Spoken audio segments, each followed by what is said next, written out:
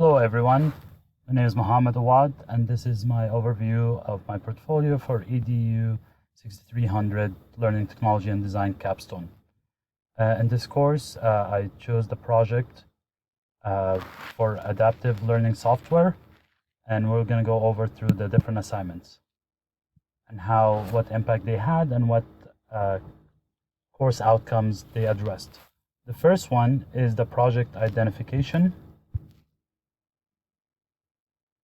which here it was the process of, we started by marketing ourselves, by learning to engaging with other professionals and stakeholders to see how to approach this project.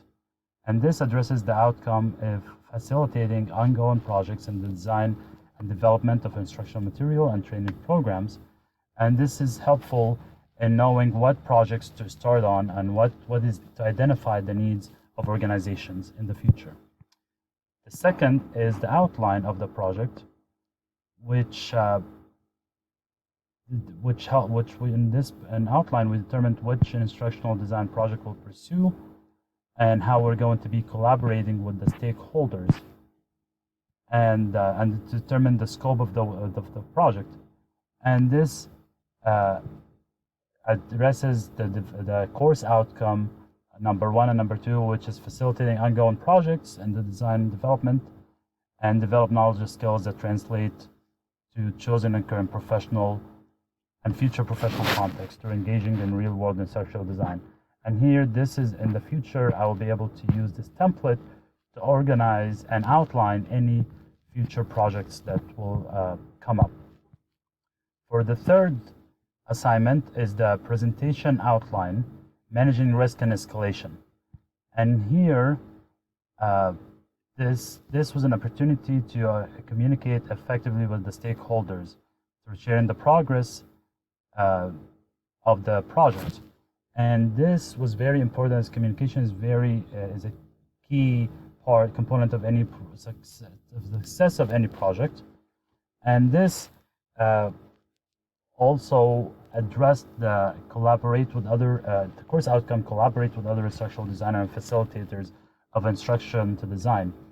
And we were able to get some feedback on this, and this is something that we'll be using in the future regarding communicating with stakeholders and how to organize that process before creating a presentation, which we created next here of the managing risk and escalation.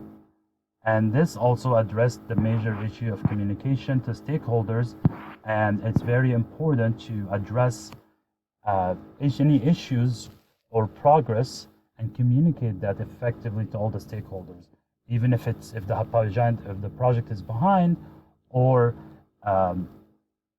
if it's ahead of time, because that's very important. And this is something that I believe that will help me in the future in that emphasize the importance of communicating with the stakeholders. And also we received a lot of feedback on that from our peers, and so that addresses the course outcome of collaborating with other instructional designers to design and implement an authentic assessment piece. And from there, we created the constructive criticism email, and also we were able to review other peers' work and send comments on it. And this really helped me because it brought it all together, where we can create an email that basically highlights the important points that need to be communicated to stakeholders and updating them. And lastly is the presentation to the stakeholders, which here I added the managing risk presentation, and also the goals that were achieved and examples of these products. And the biggest part here was evaluating and selecting the learning management system with the recommendation that we have. We looked at the pros and cons, and this is something that I believe will be very helpful to examine all aspects and examine more than one. There is more than one solution for any problem that might come up. And this addresses the course outcome number 4, which is applying knowledge and skills acquired through previous courses in the program to engage in practical field experience and solve real-world instructional design issues.